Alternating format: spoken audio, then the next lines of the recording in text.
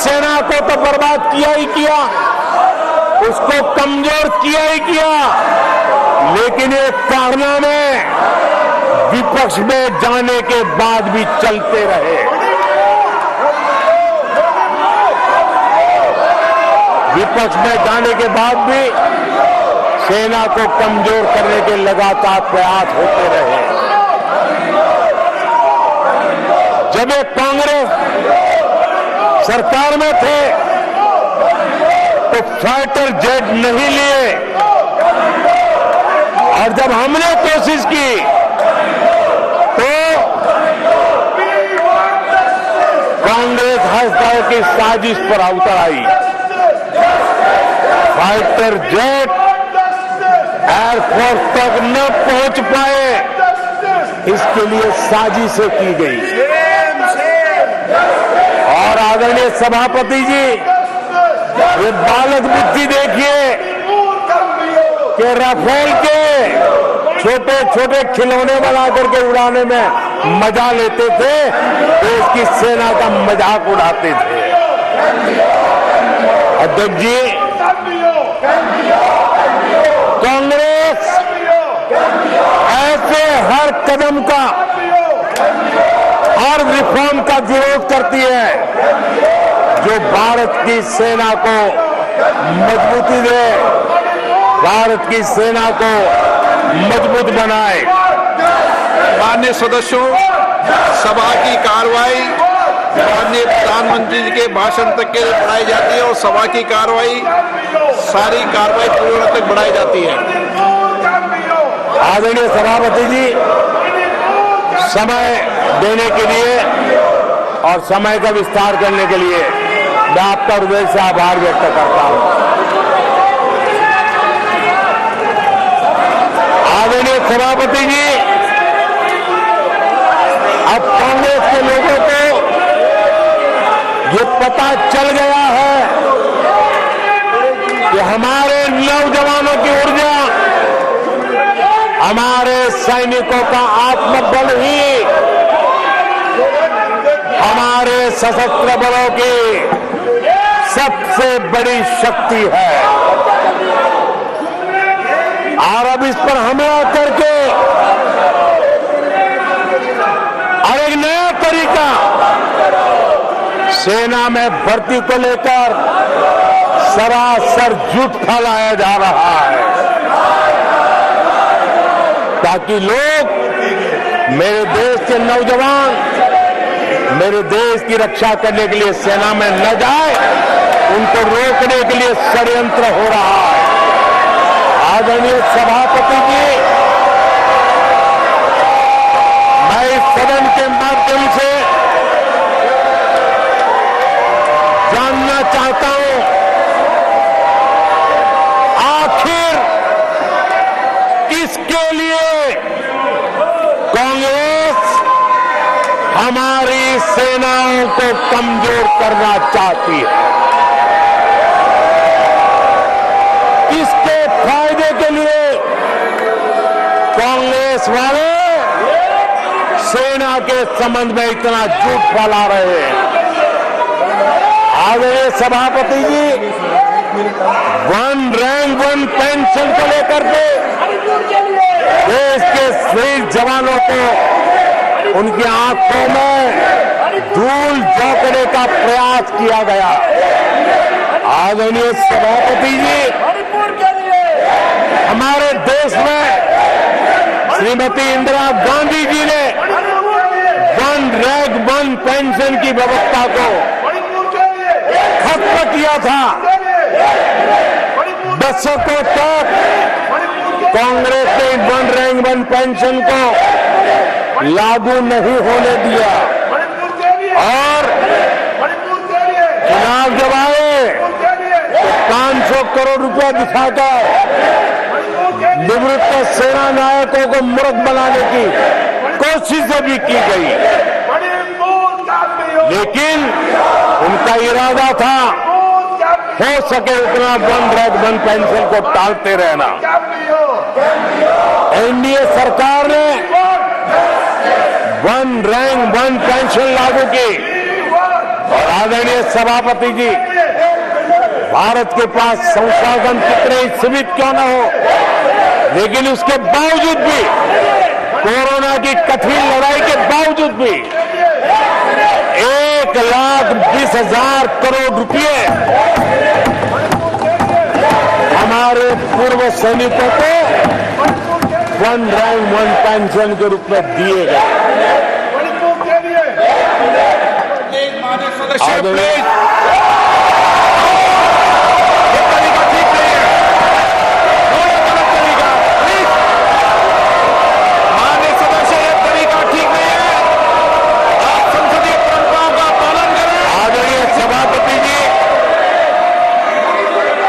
आदरणीय राष्ट्रपति महोदय ने अपने उद्घोषण में पेपर लीक पर भी चिंता जताई है। मैं भी देश के हर विद्यार्थी को,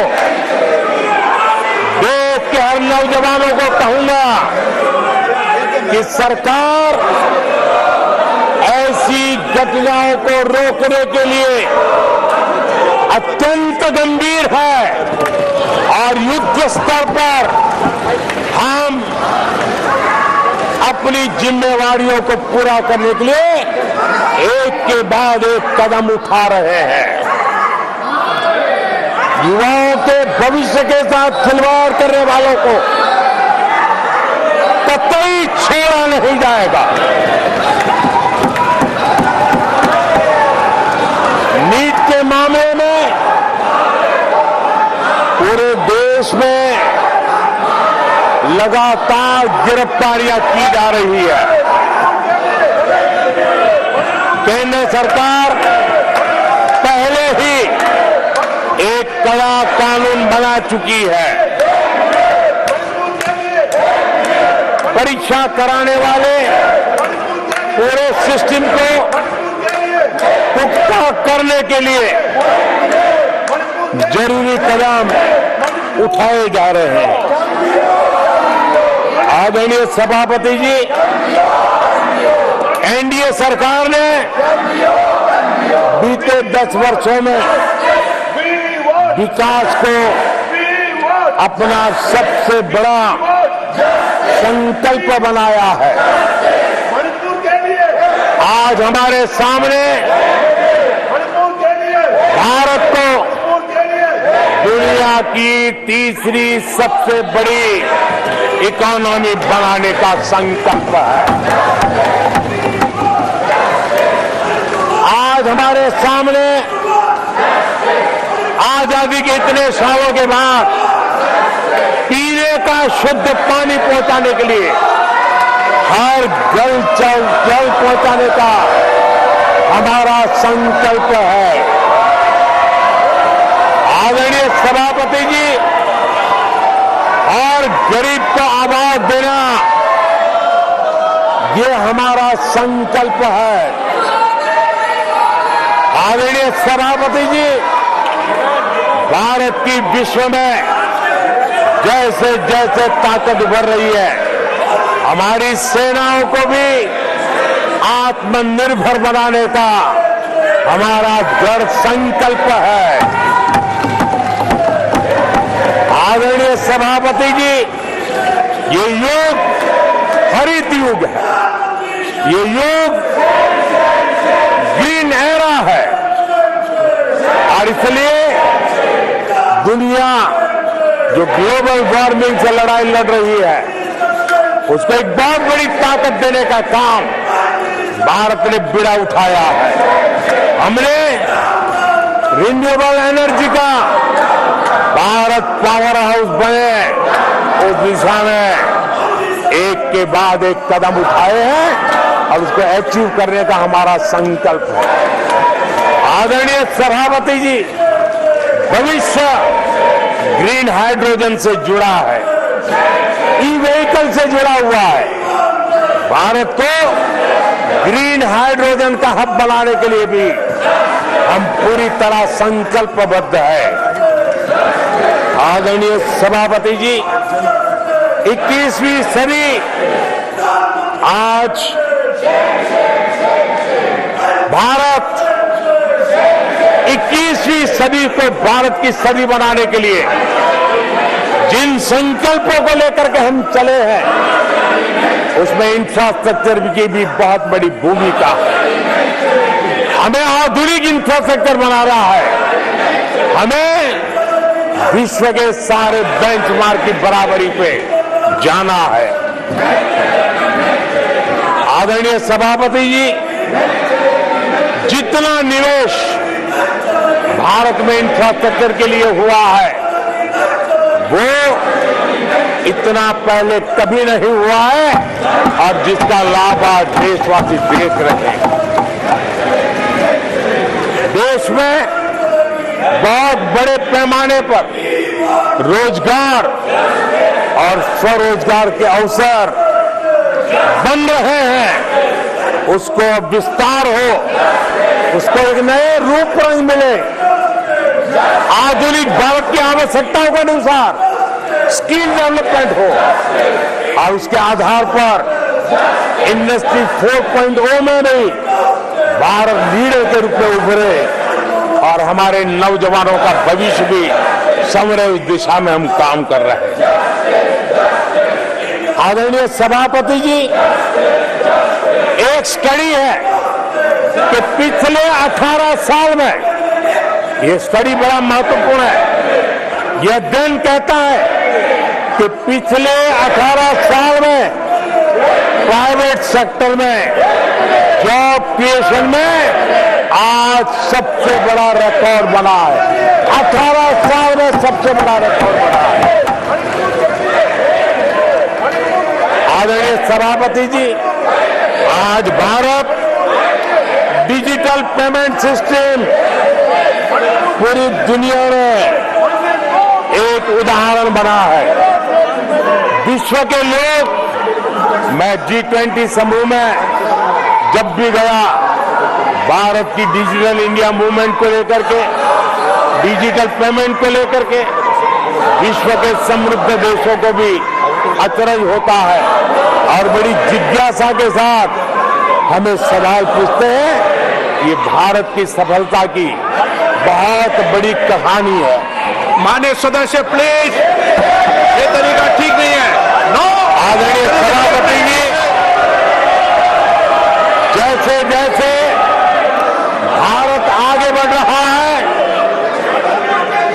स्वाभाविक है प्रतिस्पर्धा भी बढ़ रही है और चुनौतियां भी बढ़ रही है।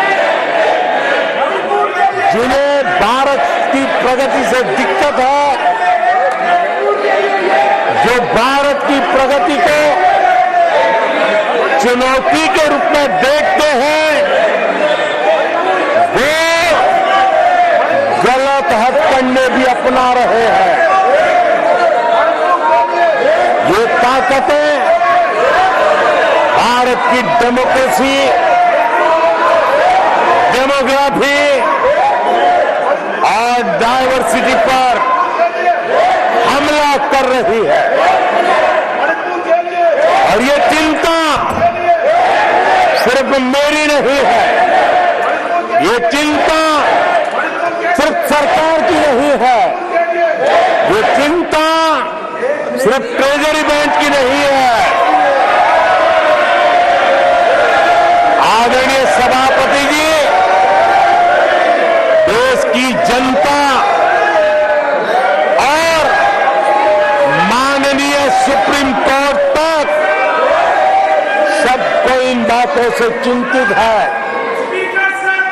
सुप्रीम कोर्ट ने जो कहा है वो कोर्ट मैं आज सदन के सामने रखना चाहता हूं। सुप्रीम कोर्ट का एक कोर्ट देश के करोड़ों करोड़ लोगों के लिए भी कैसे कैसे संकट आने की संभावनाएं दिख रही है, इसकी तरफ इशारा करता है। आदरणीय सभापति जी, सुप्रीम कोर्ट ने अपने जजमेंट में बड़ी गंभीरता पूर्वक कहा है और मैं कोट पढ़ता हूं, ऐसा लगता है इस महान देश की प्रगति पर ऐसा लगता है इस महान देश की प्रगति पर संदेह प्रकट करने, उसे कम करने और हर संभव मोर्चे पर उसे कमजोर करने का एक ठोस प्रयास किया जा रहा है। ये सुप्रीम कोर्ट की बात कर रहा हूं। सुप्रीम कोर्ट आगे कह रही है इस तरह के किसी भी प्रयत्न या प्रयास को आरंभ में ही रोक दिया जाना चाहिए। देश की सुप्रीम कोर्ट का एक कोर्ट है।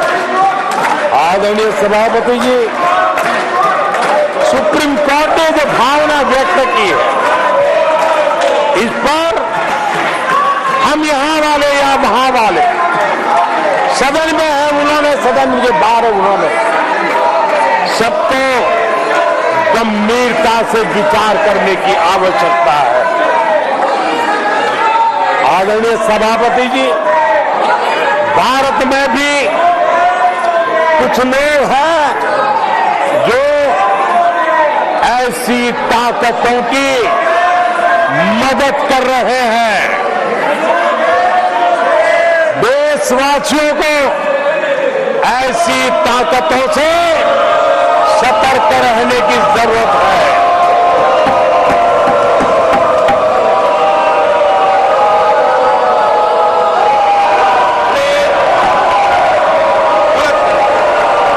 आदरणीय सभापति जी, 2014 में सरकार में आने के बाद देश के सामने एक बहुत बड़ी चुनौती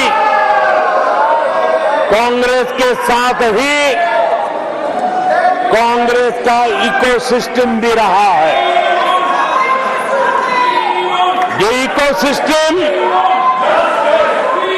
इकोसिस्टम से मिली खाद पानी, इसके दम पर ये कांग्रेस की मदद से ये इकोसिस्टम 70 साल तक फला फूला है। मैं आज सभापति जी इस इकोसिस्टम को चेतावनी देता हूं। मैं इस इकोसिस्टम को चेताना चाहता हूं।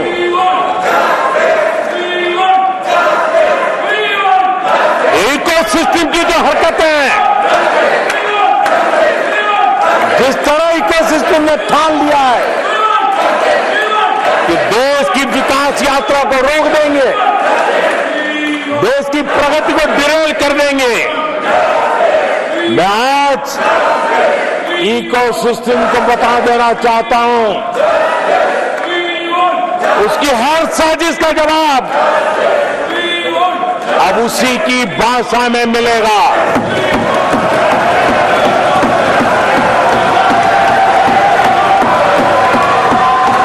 ये देश विरोधी साजिशों को कभी भी स्वीकार नहीं करेगा।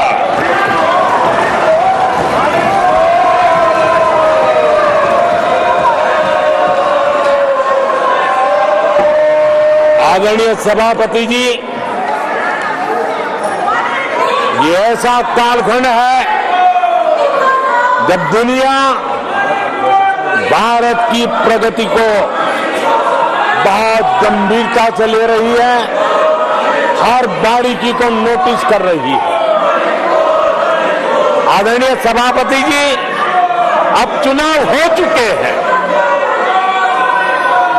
140 करोड़ देशवासियों ने 5 साल के लिए अपना निर्णय जनादेश दे दिया है। आवश्यक है कि विकसित भारत के निर्माण के लिए इस संकल्प को सिद्धि में बदलने के लिए इस सदन के सभी माननीय सदस्यों का योगदान होना चाहिए।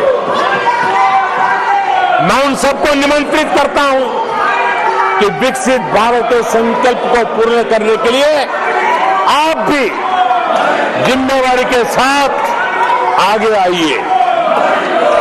देश हित के विषय पर हम साथ चले, मिलकर के चले और देशवासियों की आशा आकांक्षाओं को पूरा करने में हम कोई कमी न रहने दें। आदरणीय सभापति जी, पॉजिटिव राजनीति भारत के इस कालखंड में बहुत आवश्यक है और मैं हमारे साथी पक्षों को भी कहना चाहूंगा, इंडी गठबंधन के पक्ष के लोगों को कहना चाहूंगा कि आप आइए मैदान में गुड गवर्नेंस पर स्पर्धा करें। जहां जहां आपकी सरकारें हैं वो एनडीए की सरकारों के साथ गुड गवर्नेंस पर स्पर्धा करें, डिलीवरी में स्पर्धा करें, लोगों की आकांक्षा पूरी करने में स्पर्धा करें। देश का भला होगा, आपका भी भला होगा। आदरणीय सभापति जी, आप अच्छे कामों के लिए एनडीए के साथ स्पर्धा करें। आप रिफॉर्म्स के मामले में हिम्मत करें। जहां जहां आपकी सरकारें हैं वो रिफॉर्म से कदम बढ़ाएं और वो विदेशी निवेश को आकर्षित करें। अपने अपने राज्यों में विदेशी निवेश ज्यादा आए, इसके लिए प्रयास करें। उनको ये अवसर है, उनके पास राज्यों में कुछ सरकारें हैं और इसके लिए वो भाजपा की सरकारों से स्पर्धा करें, एनडीए की सरकारों से स्पर्धा करें, सकारात्मक स्पर्धा करें। जिन लोगों को जहां सेवा करने का मौका मिला है वहां पे वे रोजगार के लिए स्पर्धा करें। कौन सरकार ज्यादा रोजगार देती है, उस स्पर्धा के लिए मैदान में आए, एक तंदुरुस्त स्पर्धा हो। साथी आदरणीय सभापति जी, हमारे यहां भी कहा है कि गहना कर्मणो गति, गहना कर्मणो गति है, यानी कर्म की गति गहन है। इसलिए आक्षेप, झूठ, फरेब, डिबेट ऐसी जीतने के बजाय कर्म से, कुशलता से, समर्पण भाव से, सेवा भाव से जरा लोगों के दिल जीतने के लिए कोशिश होनी चाहिए। आदरणीय सभापति जी, मैंने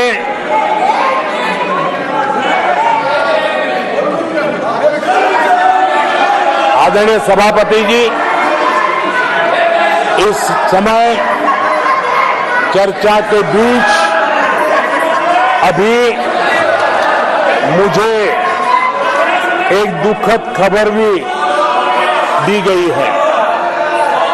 यूपी के हाथरस में जो भगदड़ हुई उसमें अनेकों लोगों की दुखद मृत्यु होने की जानकारी आ रही है।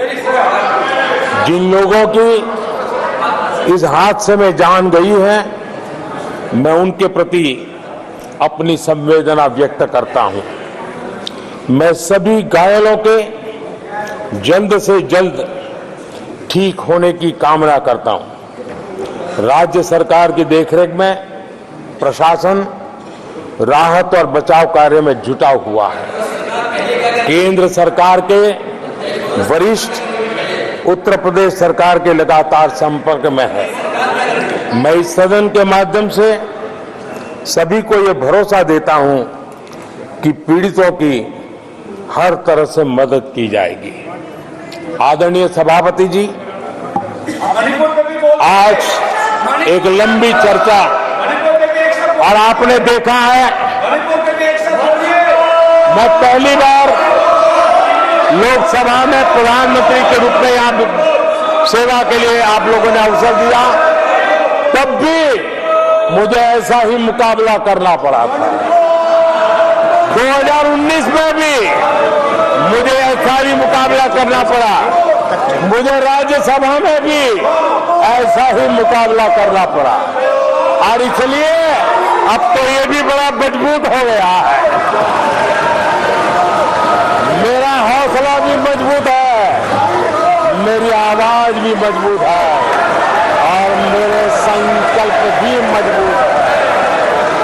आदरणीय सभापति जी, ये कितनी ही संख्या का दावा क्यों न करते हो, 2014 में जब हम आए राज्यसभा में हमारी ताकत बहुत कम थी, और चोट का भी जरा झुकाव दूसरी तरफ था, लेकिन सीना तान करके देश की सेवा करने के संकल्प हम दिए नहीं।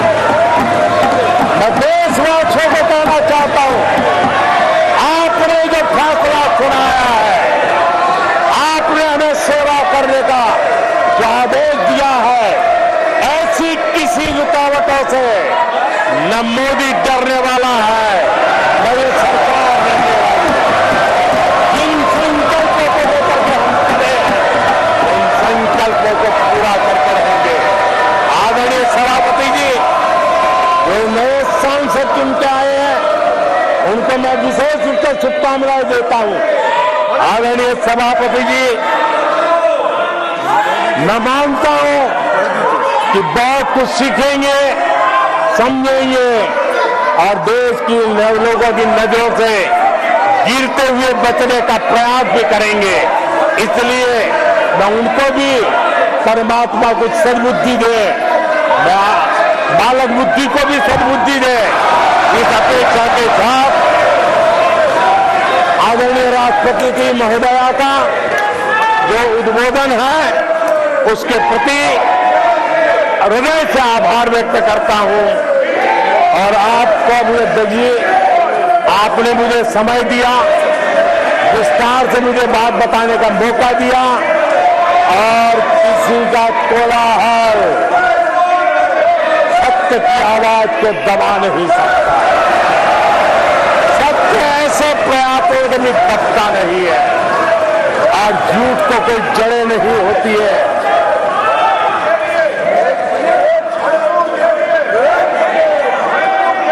आदरणीय सभापति जी,